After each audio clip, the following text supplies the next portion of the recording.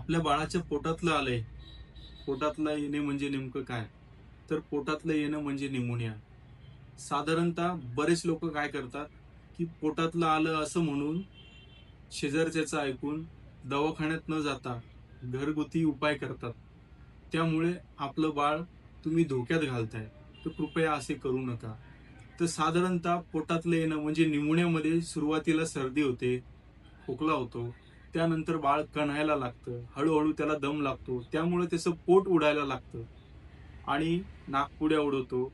बाळ दूध पित नाही, चिडचिड करायला लागतं. तर अशा लक्षण जेव्हा तुम्हाला दिसले, तर कृपया त्वरित डॉक्टरांचा सल्ला घेणे खूप गरजेचे आहे. बाळाला दवाखान्यात घेऊन जाणं खूप गरजेचं आहे. कृपया इतरांचं ऐकून घरी न थांबता त्वरित आपल्या डॉक्टरांशी संपर्क करा. अधिक माहितीसाठी मला संपर्क करू शकता. धन्यवाद.